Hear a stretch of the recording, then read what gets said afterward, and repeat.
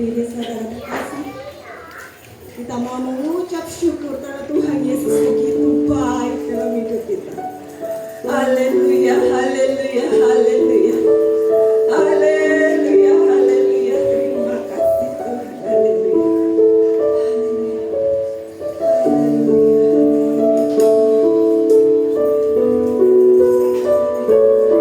Mari angkat suara kita. Kita mau memuji, memuliakan Tuhan. Haleluya.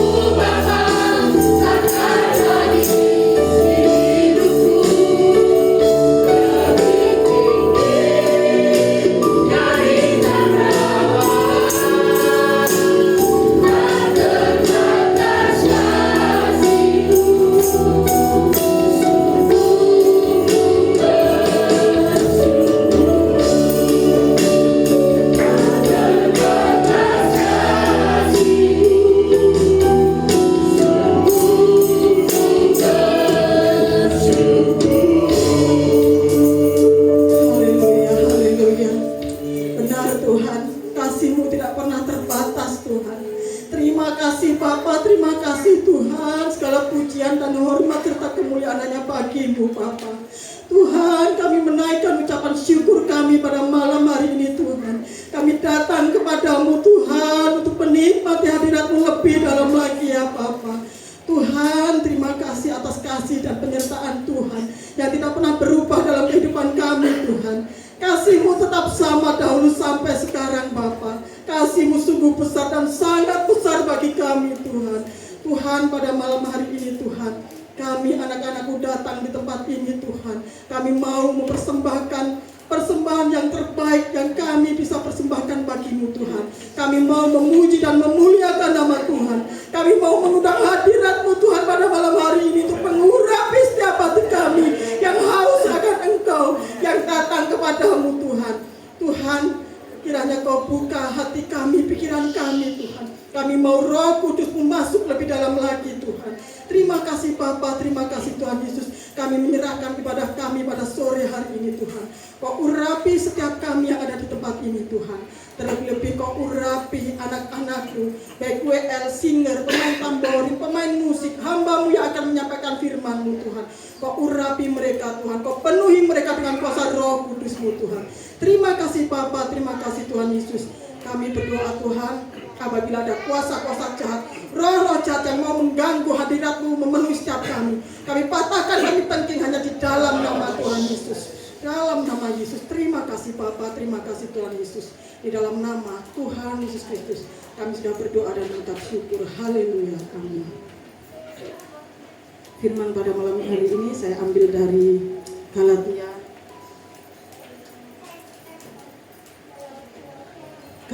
2 ayat yang ke-20. Tuhan Yesus berfirman kepada kita, namun aku hidup, tetapi bukan lagi aku sendiri yang hidup, melainkan Kristus yang hidup di dalam aku. Dan hidupku yang kuhidupi sekarang di dalam daging adalah hidup oleh iman dalam Anak Allah yang telah mengasihi aku dan yang menyerahkan dirinya untuk aku. Amin. Amin. Percaya setiap anak Tuhan diberi kuasa oleh Tuhan kita Yesus. Beri salam kanan kiri depan belakang, kita diberi kuasa. Amin. Kuasa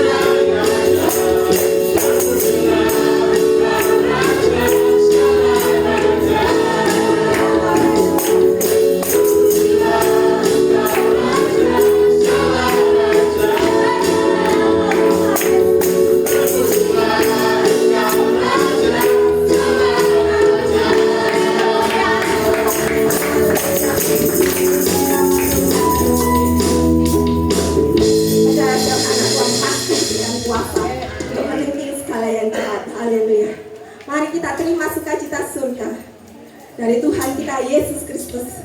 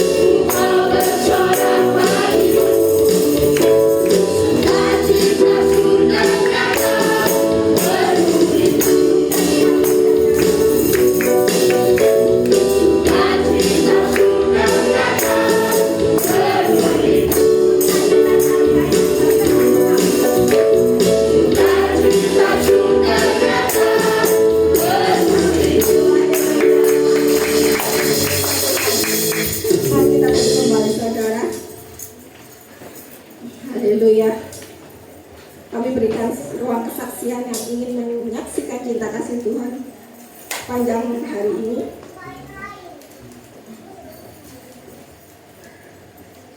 Banyak wajah-wajah diberkati ini. Mungkin Pak Arnold yang kemarin kamu berikan. Haleluya, Tuhan. Shalom, selamat malam Bapak Ibu. Oke, saya mau bersaksi dalam minggu ini. Saya bersaksi tentang orang tuanya bos saya itu kemarin hari Senin itu orang tuanya bos saya itu namanya Engkong. Itu tiba-tiba sakit terus napasnya sesak. Dia itu pas masuk kerja sebenarnya nggak mau masuk karena mau ikut melayat temanku kan meninggal. Terus mau tak izin kok rasanya nggak enak. Ternyata di rumahnya bosku itu ada tunggu Pak Arnold karena Engkong suruh gendong. Dia terus ibu bilang, Pak Arnold, bapak kayaknya sudah mau nggak ada gitu. Kan nggak ada, matanya tertutup, terus mulutnya juga tertutup. Terus tak bisiin di telinganya, kamu percaya Tuhan Yesus? Dia gini. Terus beberapa hari kemudian hari Jumat itu jam 10 pagi. Oh, hari Rabu itu ibu kasih tahu saya di kerjaan, Pak Arnold doakan Bapak ya. Setelah iya, kalau memang Tuhan Yesus mau jemput Bapak ya harus percaya Tuhan Yesus.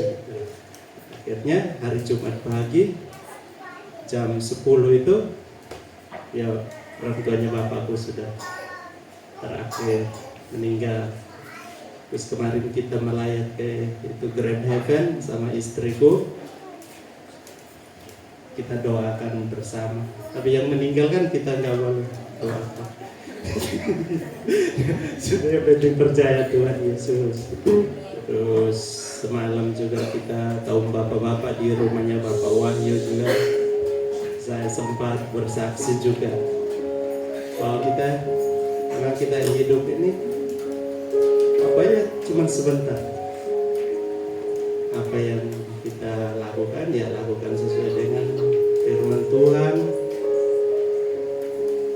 Yang kita hidup untuk Tuhan, nanti suatu saat yang penting kita terus percaya. Dan kemarin yang saya baca di gereja event itu kan orang tuanya papa bosku itu kalau kita doa itu pernah suruh antar saya ke Malang. Di Malang itu di daerah Gadang itu kan ada kelete, dia berdoa di situ.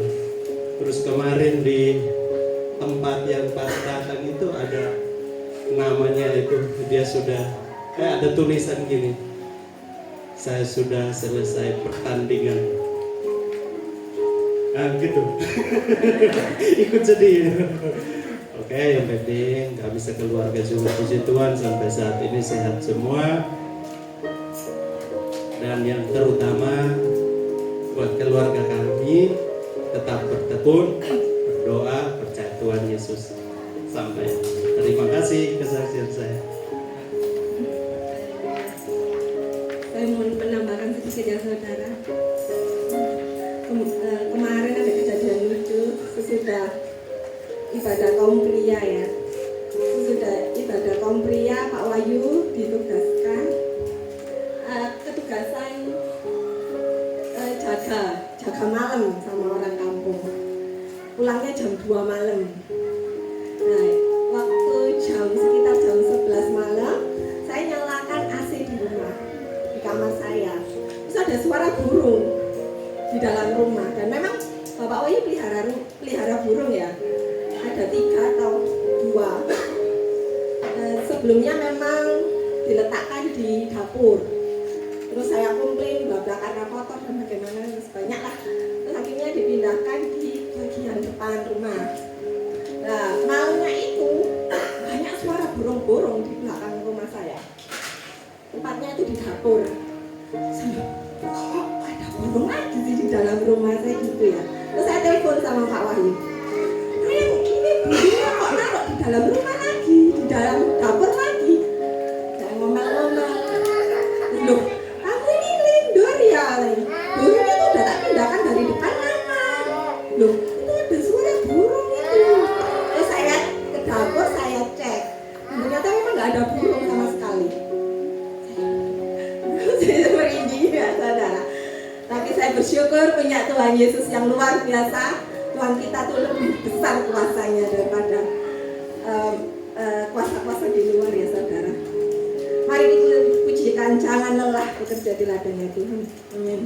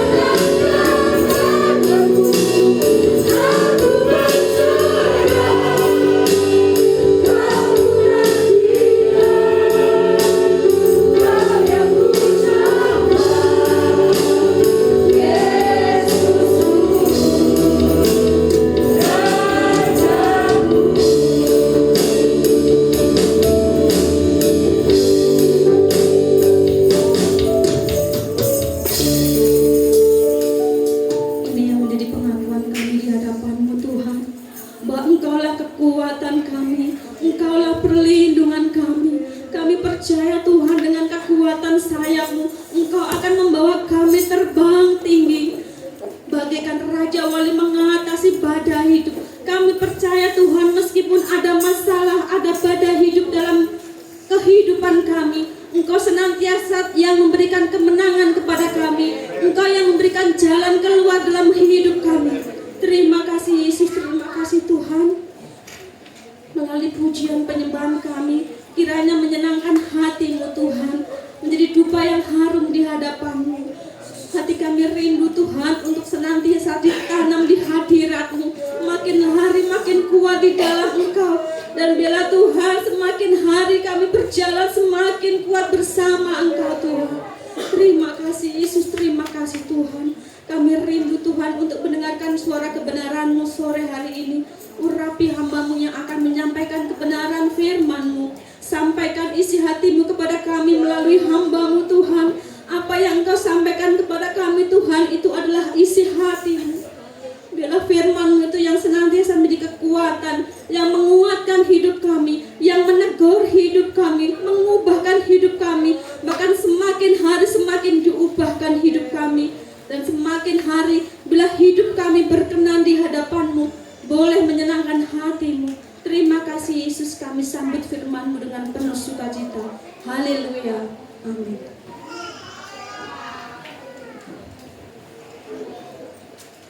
Puji nama Tuhan, selamat malam Bapak Ibu. Ada haleluya. Ya, saya yakin kita semua adalah orang-orang yang diberkati oleh Tuhan. Hari ini saya akan memberikan tema yaitu manajemen waktu untuk Tuhan, pekerjaan, baik juga untuk keluarga. Karena apa? Karena kita itu waktu diberikan Tuhan setiap hari, baik orang kaya, orang miskin, ya orang ganteng ataupun kurang ganteng, baik orang yang bagaimanapun, tetap Tuhan berikan kepada manusia itu adalah berapa jam? 24 jam. Tetapi karena kita lihat 24 jam itu kita bisa pergunakan untuk apa saja. Karena 24 jam itu ada banyak orang yang sukses ataupun dia nggak sukses karena bukannya waktu orang sukses itu lebih banyak, tetapi karena menggunakan waktunya dengan baik. Tetapi kita ini mungkin dalam tahap yang pertama dulu, tetapi kita akan belajar mengenai dasar konsep pola pikir. Untuk apa? Manajemen waktu ini seperti apa? Pada umumnya, yang pernah mungkin saya kasih tahu berapa tahun lalu, manajemen waktu untuk Tuhan, keluarga ini kita tentukan skala prioritas. Pertama misalnya Tuhan, ya hubungan kita dengan Tuhan pribadi ini secara umum, tetapi saya nggak akan bahas ini karena kalau kita nanti di sini kita akan banyak terjebak oleh hal-hal lain yang nanti akan saya jelaskan. Tuhan, keluarga, pekerjaan, hobi dan lain-lain. Misalnya Tuhannya 30%, kemudian keluarga berapa persen, pekerjaan, hobi. Ini menurut saya nanti akan terganjal karena apa? Misalnya contoh bapak-bapak, hampir bapak-bapak itu kerja dari Senin sampai Jumat, rata-rata orang kerja jam 8 sampai jam 5. Ya, enggak, anggaplah sampai dalam perjalanan dan segala macam, sampai rumah jam 6. Nah itu lihat, buat keluarganya sedikit, buat ini sedikit, berarti pekerjaan lebih tinggi dong, lebih over. Nah ini nanti kita harus perhatikan di sini. Bukan seperti ini yang akan kita pelajari, tetapi sebelum itu kita masuk dulu ke dalam satu pola pikir filsafat ini. Filsafat Plato ini sudah ada sebelum Yesus lahir. Jadi ternyata ada kemungkinan besar orang-orang Farisi, ahli-ahli Taurat juga terpengaruh dengan filsafat ini. Saya belum menyelidiki, tapi jangan-jangan iya. Kenapa? Nanti kita lihat ada ayatnya. Lihat, ternyata filsafat Yunani Plato ini atau yang dikenal dengan dualisme ini dampaknya, impactnya besar banget sampai hari ini. Kenapa? Karena kita lihat dari arti dualisme sendiri, dualisme itu artinya intinya begini loh. Segala sesuatu yang jasmani atau yang kelihatan itu tidak ada hubungannya dengan sesuatu yang spiritual atau yang tidak kelihatan.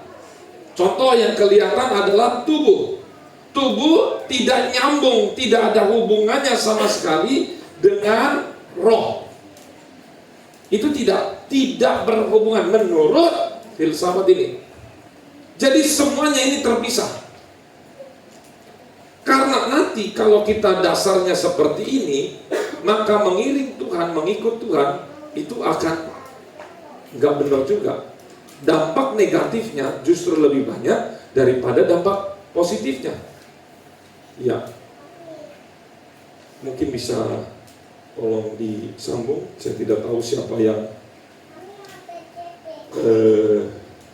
handphone saya dicopot seperti begitu. Ya, nggak apa-apa. Ya, bisa tolong di open lagi.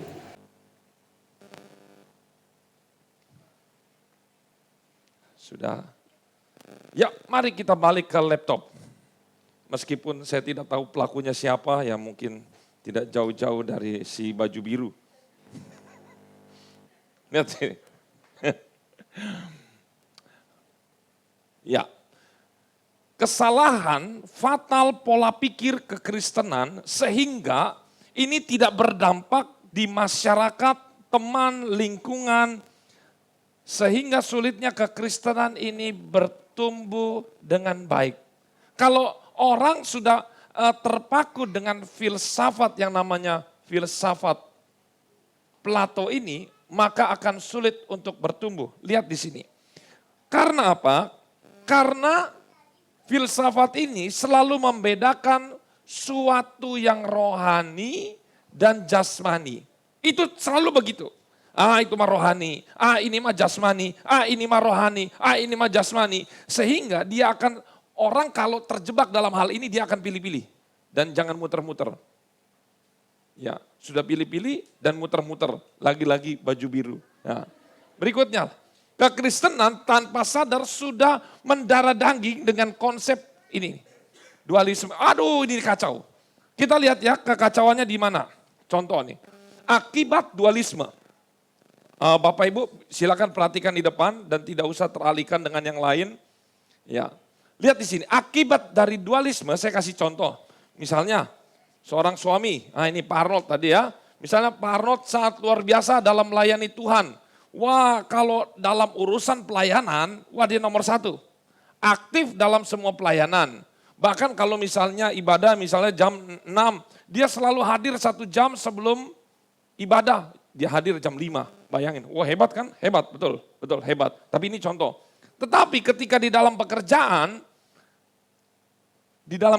misalnya kerjaan masuk jam 8, datangnya jam 10. Tuh, lihat nih. Kemudian lagi, suka menunda pekerjaan.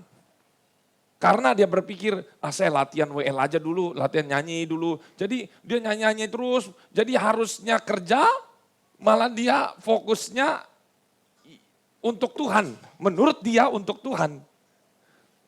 Ya, dia mendingan baca Alkitab, waktu kerja nih. Lebih baik saya berdoa 1 jam di kantor. Berdoanya udah benar-benar ditinggalin. Bosnya, Arnold, Pak, ayo Pak, bantu saya. Bentar lagi doa, jangan diganggu. Loh. Berdoa ibadah enggak? Ini nanti kacau nih. Tuh lihat nih. Tuh. Kemudian lagi suka apa? Membohongi konsumen. Misalnya lagi suruh jualan apa segala macam, dia suka bohong. Ini nanti akan menjadi 2 pribadi yang berbeda.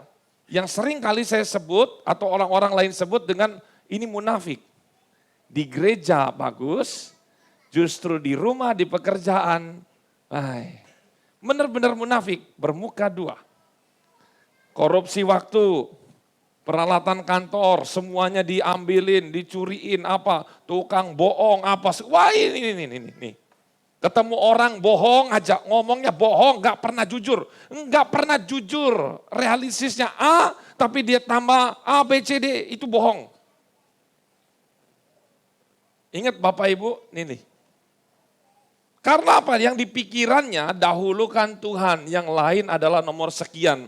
Karena kalau kita mendahulukan Tuhan, maka Tuhan juga akan berkompromi menganggap semuanya itu adalah suatu kebaikan sehingga Tuhan gampang sekali memaafkan. Yang penting nomor satu untuk Tuhan. Itu katanya ini. Bahkan kalau anak-anak muda main game set kerja. Tapi kalau lagi doa di gereja, waduh luar biasa sungguh-sungguh sekali. Nah ini, ketika kita salah menentukan dasar, konsep pikir, hasilnya ini akan salah menentukan skala prioritas. Kacau semuanya dalam hidup ini. Mulai dari mulai dari rumah tangganya kacau, pekerjaannya kacau. Karena yang hanya di pikirannya, hanya apa? Ke gereja, pelayanan. Wah ini hati-hati Bapak Ibu. Saya bukan berarti mengajak Bapak Ibu supaya jangan rajin ke gereja. Bukan itu. Karena saya belum buka apa intinya dari ini. Nah, kita lihat. Konsep dasar skala prioritas yang diajarkan dalam Alkitab itu bukan dualisme. Tapi adalah monoisme. Katakan monoisme. Monoisme adalah konsep teologi yang singkatnya tuh nggak ada dua. Kalau tadi kan jasmani itu nggak ada hubungannya dengan rohani. Tapi monoisme ini nggak ada rohani, nggak ada jasmani, nggak ada perkara mana. Pokoknya cuma satu. Segala yang dilakukan adalah perkara rohani. Ini monoisme. Nggak ada namanya pekerjaan jasmani, pekerjaan rohani. Saya mau tanya nih, nyopir apa? Kalau misalnya nyopir, mancing, apa? Jasmani atau pekerjaan rohani? Betul ya? Nyapu di rumah? Kalau singer? Ayo terus jawab ini harus yang cepat ya. WL?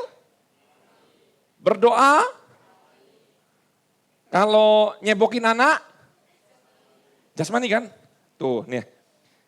Berarti saya dan Bapak Ibu tanpa sadar sudah menganut konsep Plato, dualisme. Ini selalu begini. Habis ini, sebelum kita menentukan skala prioritas, benerin dulu nih konsep cara berpikir kita. Supaya hidup kita benar-benar menyenangkan nama Tuhan. Nanti ada yang berkata, loh Pak Jerry ini jangan-jangan ajaran sesat. Lihat, Yesus itu dualisme atau monoisme. Saya akan tunjukkan ayatnya. Terusnya monoisme itu bertentangan dengan dualisme dan pluralisme. Pokoknya monoisme itu nggak ada namanya jasmani, nggak ada rohani. Semuanya adalah rohani. Lihat semua buka di dalam Alkitab kita masing-masing. Kolose 3 ayat 23. Mari kita semua bangkit berdiri. Kolose 3 ayat yang ke-23. Yang punya Alkitab buka. Meskipun di depan sudah ada. Kolose 3 ayat 23. Sudah ketemu katakan amin. 1, 2, 3. Apapun juga yang kamu perbuatlah dengan segenap hatimu. Seperti untuk Tuhan dan bukan untuk, silakan duduk. Lihat di sini dikatakan, apapun yang kamu perbuat. Mulai dari urusan dapur, mulai dari urusan pekerjaan, ngurusin anak sampai di gereja, itu menurut Alkitab lakukan seperti untuk Tuhan. Bukan untuk manusia. Tuh lihat. Karena apa? Konsep Alkitab tidak ada namanya itu perkara jasmani. Semua perkara adalah perkara rohani. Yang artinya semua yang kita lakukan adalah kita sedang beribadah. Arti ibadah itu adalah kita sedang melakukan perintah Tuhan. Menyenangkan nama Tuhan. Itu namanya ibadah. Ibadah itu bukan hanya sekedar nyanyian. Kita menyanyi, kita beribadah, kita menyembah, kita beribadah. Kita datang ke gereja, kita beribadah. Melakukan perintah Tuhan itu juga ibadah. Tuh lihat. Tapi coba Bapak Ibu lihat di Alkitab manual atau yang handphone. Di situ judul perikopnya apa? Ada tuh judul perikopnya. Hubungan antara anggota-anggota rumah tangga. Inilah manajemen waktu yang menurut Alkitab yang benar. Mulai dari 18 nih. Perwakilan.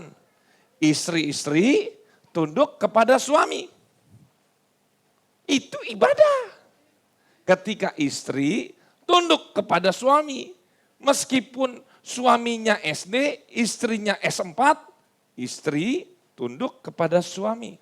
Tunduk bukan berarti suami suruh bunuh orang dia nurut, enggak. Kata tunduk ini ada banyak penjabarannya yang maksud benarnya. Lihat di sini. Ketika istri tunduk, itu sama hakikatnya kita sedang beribadah. Bukan berarti tunduk, tuh lihat tuh, suruh tunduk. Berarti apapun maunya suami, nggak bisa. Karena Alkitab tidak berdiri sendiri. Karena 18, habis 18 ada ayat 19. Kalau saya lebih berat yang 19.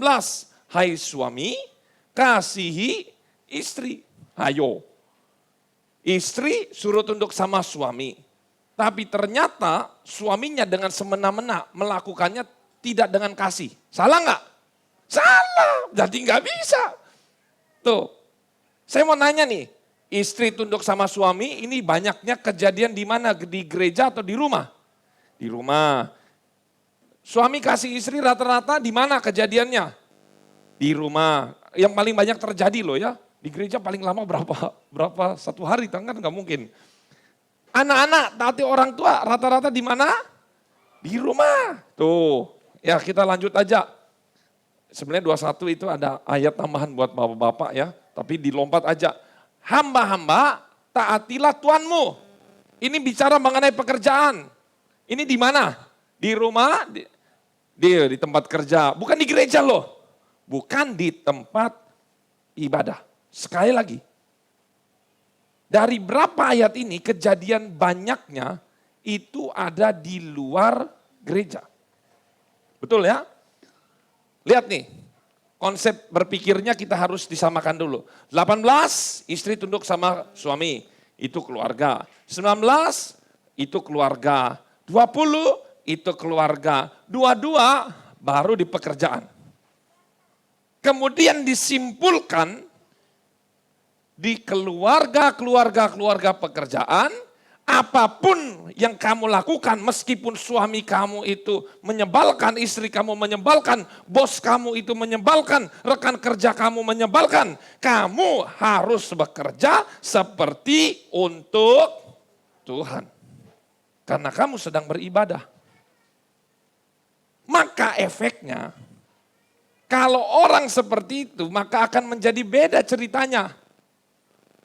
Tadi Pak Arnold rajin di gereja, tapi karena dia berpikir kalau saya datang terlambat, berarti saya beribadahnya nggak konsekuen karena datang di tempat ini sama datang di tempat kerja harus selaras karena datang ke tempat kerja pun saya sedang beribadah, maka tidak mungkin terlambat, maka tidak mungkin menunda pekerjaan, maka tidak akan dia bohongi konsumen, korupsi waktu. Dan lain-lain, pasti di gereja sifatnya sama, di tempat kerja sifatnya sama, di rumah sifatnya sama.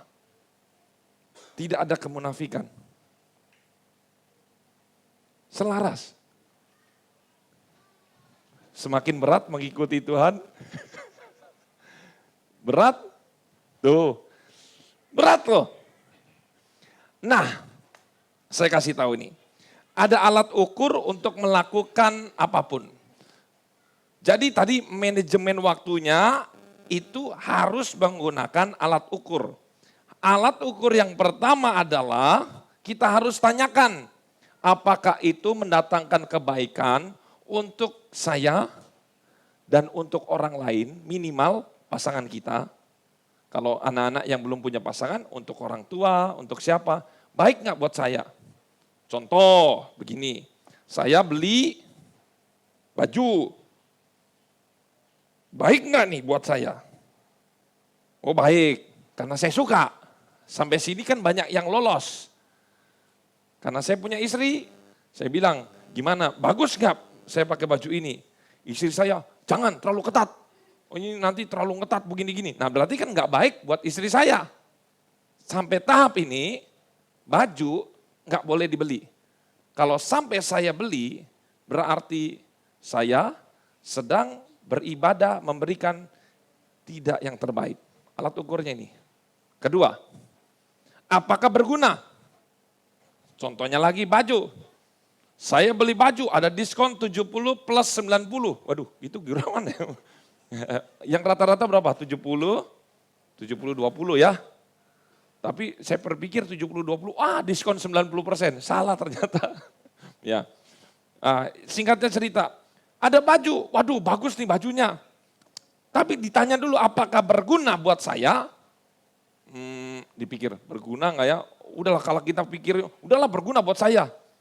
Tapi berguna nggak buat orang lain? Dalam hal ini orang lain yang terdekat aja siapa? Mungkin kita bilang, yang boleh nggak? Oh boleh, nggak apa-apa, oke. Tapi ternyata masuk ke dalam tahap yang ketiga. Apakah mendatangkan kemuliaan nama Tuhan? Ketika kita pakai baju ini di gereja, ternyata enggak. Ternyata suami istri memang belinya bikini. Ngerti sampai sini? Ketika dibeli dipakai ke gereja, apakah ini mendatangkan kemuliaan?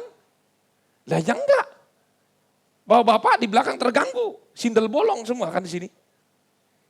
Akhirnya kita memutuskan, oh ini enggak pantas untuk dipakai di gereja, tapi ini cocoknya untuk di kolam renang. Oke kita beli, tapi jangan dipakai di gereja ya meskipun baju baru. Baju baru jangan dipakai di gereja. Salah kostum. Sampai begitu. Itu harus menjadi perhatian. Bahkan makanan. Sate, gulai, apalagi? Sate kambing, gulai, durian, apalagi? Semuanya. Pokoknya yang kolesterol semua dimakan kita. Pas keluarnya itu kita baru cek dokter, semua asam urat naik, darah tinggi naik, udah keluar hasilnya, kita datang di tempat makan. Ditanya dulu. Jadi kalau mau makan pun harus ditanya, apakah ini mendatangkan kebaikan untuk saya? Oh ya kebaikan, enak soalnya rasanya. Apakah mendatangkan kebaikan untuk orang lain? Misalnya seorang anak minta ke mamanya, oh enggak, soalnya ini harganya mahal, berarti enggak. Jadi alat ukurnya selalu ini, apakah makanan itu berguna? Oh ya berguna untuk saya. Gitu. Apakah makanan ini mendatangkan kemuliaan ketika saya makan? Jadi kita berpikir, masa makan aja itu harus mendatangkan kemuliaan? Iya, karena hidup kita diciptakan untuk memuliakan nama Tuhan. Kalau ceritanya Pak Arnold, itu kan orangnya udah tua tadi. Tapi kalau masih seumur saya, apakah saya bisa memuliakan nama Tuhan karena saya terlalu rakus, makannya terlalu begini, sehingga saya di tempat tidur? Apakah saya bisa memuliakan nama Tuhan? Enggak bisa. Saya memuliakan nama Tuhan karena saya sehat dan saya bisa memberkati Bapak Ibu. Itu cara saya memuliakan nama Tuhan.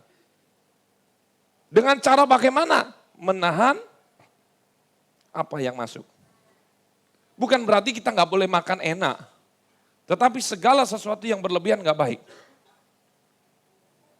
Terus lagi. Tadi kan ada 3 hal. Ini 3 plus 1. Kolose 3 ayat 17, kalau Bapak Ibu lihat di situ, jadi di situ kan hubungan antara anggota rumah tangga, itu di bawah satu perikop. Di perikop di atasnya, coba Bapak Ibu lihat, di situ ada ayatnya, di ayat 17.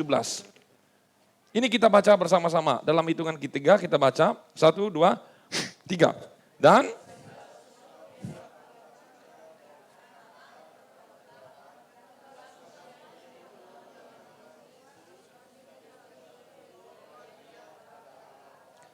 tuh, jadi kalau kita lakukan apapun pekerjaan kita, Mau kita mau marah, mau kita mau ngapain, mau pergi ke kantor, mau mengerjakan pekerjaan apapun, kita harus mengucapkan mantra di dalam nama Tuhan Yesus Kristus. Ini. Yang tadi kan sebelumnya kita belajar, kita setiap mau memanajemen, saya mau kemana, mau jalan-jalan ya. Kita tanya dulu, mendatangkan kebaikan, oh ya bagus mendatangkan kebaikan. Untuk orang lain apa kebaikan? Iya. Apakah berguna? Iya. Refreshing. Apakah mendatangkan kemuliaan nama Tuhan? Iya, mendatangkan kemuliaan nama Tuhan. Kalau tubuh saya sehat, saya bisa memuliakan nama Tuhan. Beres. Terus sebelum kita berangkat, mau refreshing, misalnya mau ke Trawas, kita berdoa, dalam nama Yesus kami mau jalan-jalan, Tuhan sertai saya. Itu bagus. 1, 2, 3 plus 1 terpenuhi semua. Apapun itu. Saya yakin kalau Bapak Ibu misalnya mau jualan sesuatu, kalau konsep kita adalah beribadah, masa kita jual gorengan basi? Ayo. Gak mungkin. Udah basi, gak usah dijual. Atau pernah ada satu cerita, mau jual gorengan, minyak panasnya, plastiknya kemasuk. Terus nyari-nyari, loh plastik yang hilang. Karena minyaknya udah terlalu panas. Aduh gimana ya? Ya sudahlah, nggak ada yang tahu kan? Siapa yang tahu nggak ada? Ya udah akhirnya digoreng. Itu kan campur plastik. Kalau dia punya konsep, apakah itu mendatangkan kebaikan untuk orang lain? Enggak. Kemuliaan untuk nama Tuhan? Enggak usah. Lebih dibuang. Apakah dia mau menipu orang? Enggak bisa. Enggak bisa. Apakah ketika dia mau ganggu orang? Enggak bisa. Karena ini sudah terpatok. Terpatok. Ini semua. Coba saya mau kasih tahu ayat-ayatnya. Nih, saya kasih pertanyaan. Ini, pertanyaan yang membuat Bapak Ibu berpikir. Ada satu pertanyaan. Kalau begitu Pak Jerry, tidak perlu saya ke gereja. Karena apa? Karena semua yang kita lakukan adalah ibadah. Enggak perlu kita rajin-rajin ke gereja. Enggak perlu saya rajin-rajin berdoa, baca Alkitab. Karena saya bekerja, saya ngurusin rumah tangga, itu pun ibadah. Apakah ini jawabannya? Ya, maksud saya ini pertanyaannya, kira-kira jawabannya bagaimana? Jawabannya Bapak Ibu lihat di Matius 15 ayat 3. Matius 15 ayat yang ketiga. Kita baca.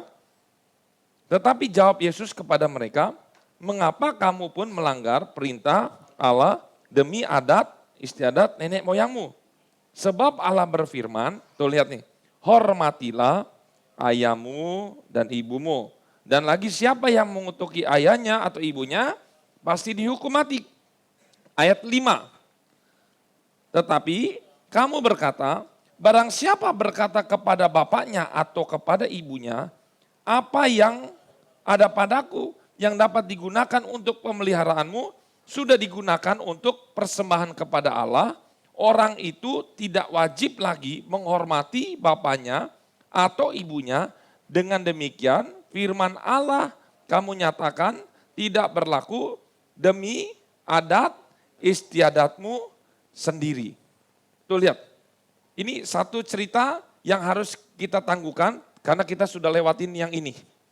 Matius 23 ayat 23, Yesus juga berkata, celakalah kamu hai ahli-ahli Taurat, orang-orang Farisi, ini mengenai kegiatan gereja, persepuluhan, selasi, ini persembahan semua kamu lakukan. Ya, tetapi yang terpenting dalam hukum Taurat kamu abaikan, yaitu keadilan, belas kasihan, kesetiaan. Dan Yesus menjawab, yang satu harus dilakukan dan yang lain jangan diabaikan. Artinya apa? Yesus bukan berkata begini, kalau begitu kamu nggak boleh rajin-rajin. Kalau begitu kamu nggak harus bayar persepuluhan, ada manis dan segala macam persembahan, udah nggak perlu. Enggak. Yesus berkata tetap harus dilakukan. Tetapi kamu jangan melupakan hal-hal yang lain. Kamu tetap harus ke gereja, beribadah, pelayanan, tapi jangan juga melupakan keadilan di dalam tempat pekerjaan. Jangan belas kasihan ini hilang dalam rumah tangga. Di rumah tangga dikerjakan, di pekerjaan dikerjakan, di gereja dikerjakan. Karena semuanya harus dilakukan. Mentang-mentang sama seperti begini. Kita makan nasi, tapi gak minum air. Ayo. Pilih mana? Nasi atau air? Ya gak bisa. Nasi, air, satu kesatuan. Kalau kita makan nasi, gak minum air, keselak, mati juga. Seperti itulah. Gak bisa semuanya harus dilakukan secara seimbang. Bahkan Yesus tadi menekankan juga mengenai ini. Kamu, lihat nih, hormatilah ayahmu dan ibumu, itu hukum Tuhan yang keberapa? Hukum Tuhan yang kelima. Tuh, lihat.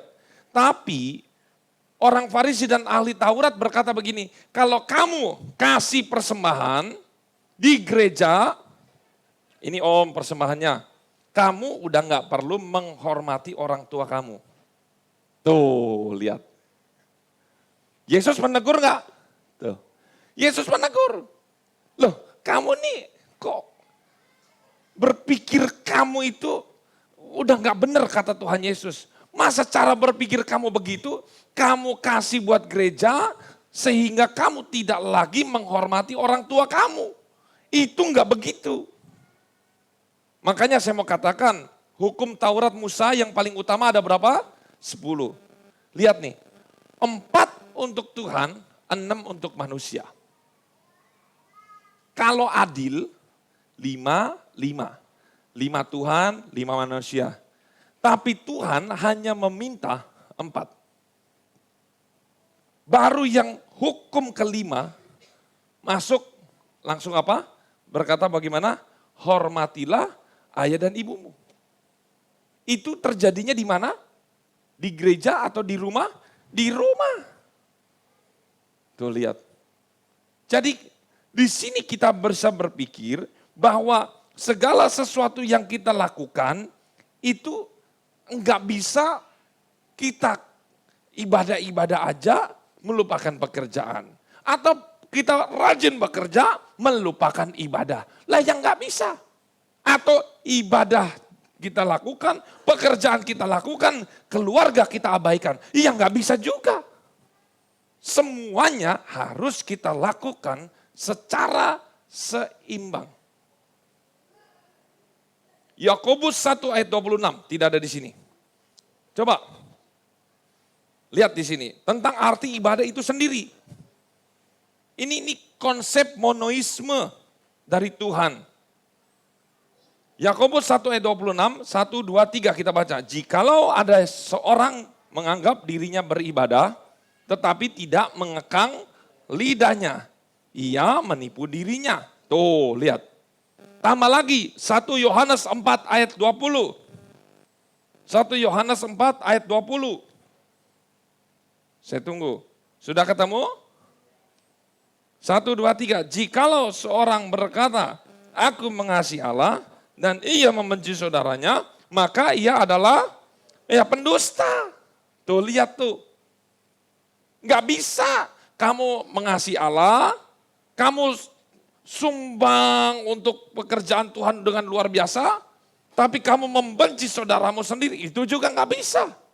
Tapi nggak bisa juga berkebalikan, kita mengasihi saudara kita, keperluannya dicukupi, untuk keperluan pekerjaan Tuhan kita abaikan. Enggak bisa juga. Karena hidup itu harus seimbang. Bahkan berdoa terlalu berlebihan itu juga enggak baik. Anak lagi panas atau anak udah mau mules. Anak misalnya Jason begitu, dia udah mau pup, sebentar doa. Berapa? 2 jam lagi. Ayo. Saya tanya. Pilih berdoa atau urus anak? Saya tanya. Aduh saya sudah lapar, Ma, udah lapar. Nanti bentar, 3 jam lagi, Mama doa dulu, saya doa dulu. Coba di sini. Apakah nyebokin anak itu juga kualitasnya tidak sama dengan berdoa? Awas. Apakah kita datang ke gereja memberikan persembahan dengan menghormati orang tua kita, dengan memberikan yang terbaik, itu juga tidak beribadah? Ini Yesus kasih tahu nih. Kita lakukan yang satu, jangan lupakan yang lain. Mungkin di tempat ini ada yang pilih-pilih. Oh, kalau singer mau, kalau misalnya WL mau. Oh, kalau yang bagian-bagian remeh-remeh di depan, cuci-cuci apa enggak mau. Ingat, itu juga ibadah. Bahkan juga ada yang hebat di dalam gereja, tetapi di rumah tangganya luar biasa kacau. Di gerejanya hebat, di pekerjaannya suka nipu, suka bohong. Itu enggak boleh seperti itu. Karena bagi kita hidup orang Kristen, tidak ada jasmani, tidak ada rohani yang berbeda. Karena semuanya yang kita lakukan adalah untuk beribadah. Jadi, saya kembali lagi. Alat ukur untuk melakukan apapun ini kan 3+1. Sebagai contoh, 1. Jenis pekerjaan, mancing. Balik lagi, ini contoh nih. Apakah mendatangkan kebaikan? Misalnya bawa-bawa mau mancing nih, tanya dulu, mendatangkan kebaikan nggak buat diri sendiri? Oh, baikan dong. Kebaikan untuk orang lain, untuk istri? Oh, ada iya, kalau memang butuh iya. Nah, ini mulai terpecah belah nih. Oh iya, kalau dapat Pak ya. Kalau nggak dapat beli di pasar kan? Kedua, apakah berguna untuk diri sendiri? Berguna. Berguna untuk orang lain, khususnya untuk istri? 3, apakah mendatangkan kemuliaan nama Tuhan? Misalnya mancingnya dari pagi, ibadahnya sore, baru datang jam 12 malam. Jadi nggak mancing, mancingnya ibadahnya di tempat pancingan. Memuliakan nama Tuhan? Enggak. Jadi mancingnya boleh, sewajarnya aja. Enggak usah mancing kayak seperti istri kedua. Jangan begitu aja. Hobi burung aja, ayo contoh. Pagi burung, siang burung. Nah, terlalu over itu tidak baik. Berikutnya nih, belanja. Belanja baik nggak kira-kira? Mendatangkan kebaikan untuk diri sendiri, shopping, buat beli baju, pokoknya ya. Kita pokoknya di budget ya 300.000 lah. Ya dibilang menghamburkan uang juga iya, tapi enggak juga, ya enggak gitu ya. Kan mau refreshing. Ya ini kan mancing itu harus dibandingkan, kan cowok kan simple mancing. Kalau cewek-cewek kan enggak mungkin dipaksa kamu harus hobinya sama mancing. Dia maunya jalan-jalan. Makanya nih, apakah mendatangkan kebaikan untuk diri sendiri? Baik. Apakah mendatangkan kebaikan untuk suami? Apakah berguna untuk diri sendiri? Ya berguna dong dipakai. Berguna enggak untuk suami? Oh iya berguna juga. Kalau pakaian dinas kan, oh berguna. 3, apakah mendatangkan kemuliaan nama Tuhan? Jadi gini, mendatangkan kemuliaan nama Tuhan, jangan berpikir Tuhan itu segala sesuatunya tuh harus resmi.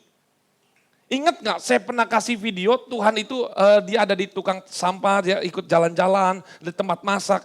Tuhan tuh enjoy, maksudnya tuh bayangin nih, membayangkan Tuhan itu seperti kita membayangkan ciptaan Tuhan. Bayangin, dari ada kuda di darat, ada kudanya di laut. Lihat variasi Tuhan menciptakan dunia yang begitu sangat indah. Kita bisa tahu Tuhan itu benar-benar penuh kreasi. Enggak kaku seperti bayangan kita. Segala sesuatu itu memuliakan nama Tuhan. Siapa bilang tidur itu tidak memuliakan nama Tuhan? Memuliakan nama Tuhan. Nonton bersama memuliakan nama Tuhan. Merokok, ayo. Tanya nih, apakah mendatangkan kebaikan untuk diri sendiri? Untuk orang lain? Berguna untuk diri sendiri? Berguna untuk orang lain? Kemuliaan nama Tuhan dipermuliakan?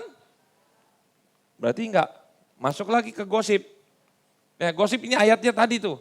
Kamu tidak mengekang diri sendiri, tapi kamu beribadah. Atau habis ibadah pulang gosip. Itu sama aja percuma. Tuh lihat nih. Jadi cewek cowok saya imbangi.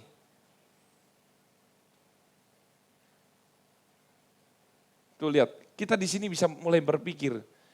Apapun yang saya lakukan. Jadi mulai kapan kita melakukan sesuatu? Mulai pagi kita bangun. Mulai pagi kita bangun, kita mandi. Kita tanya, mandi saya ini berguna untuk saya? Mendatangkan kebaikan untuk saya? Mendatangkan kebaikan untuk, ya mandi. Apakah Tuhan dipermuliakan? Iya dong, Tuhan suka dengan yang bau-bauan harum. Iya, ya. Pakaian untuk ke kantor, lihat nih, semuanya kita harus ukur. Jadi sampai kita mau makan nih. Aduh, saya mau makan sebenarnya begini-begini. Jadi kita mulai berpikir dulu. Jadi makan kita berpikir, mau beli sesuatu kita berpikir, mau kita melakukan hobi kita berpikir. Kalau saya misalnya mancing, oke lah mancing 1, 2 jam, 3 jam, 4 jam. Tapi kita berpikir lagi, aduh waktu saya segitu lebih baik saya pakai untuk siapa ya? Oh untuk istri, untuk anak-anak, oh, untuk ini saya harus manajemen. Bukan berarti mancing salah, bukan berarti belanja salah. Segala sesuatu menjadi salah kalau terlalu berlebihan. Segala sesuatu harus seimbang adanya. Simple. Oleh karena itu biarlah pada saat malam hari ini, apapun yang kita lakukan, kita kerjakan, itu minimal ada 3 hal ini. Mendatangkan kebaikan, berguna, mendatangkan kemuliaan nama Tuhan, lebih top chair lagi kalau kita berdoa dalam nama Tuhan Yesus Kristus. Jadi bapak-bapak kalau mau merokok dalam nama Yesus Kristus, merokok langsung. Kan nggak mungkin, berarti ini enggak. Kalau kita mulai gosip dalam nama Yesus, kita udah mau jelek-jelekin orang atau kita mulai tampar mau pukul orang, ucapkan ini dulu.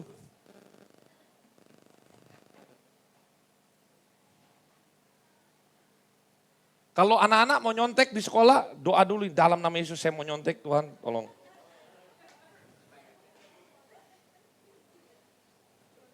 Kalau mau bolos, ini lihat sini. Kalau mau curi-curi apa segala macam, menipu, melakukan hal-hal yang tidak berguna, lihat ini 3+1. Perhatikan baik-baik hidupmu. Ibadah orang Kristen bukan hanya di gereja, 24 jam. Jaga bicaramu, jaga pikiranmu, jaga hatimu. Mari kita masuk di dalam penyembahan. Kita akan nyanyikan satu pujian. Hidup ini adalah kesempatan.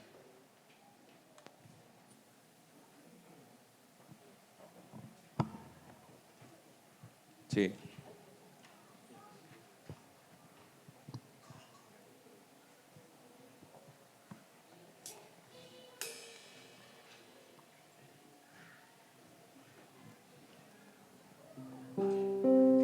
Hidup ini adalah kesempatan. Hidup ini untuk melayani. Mari kita semua bangkit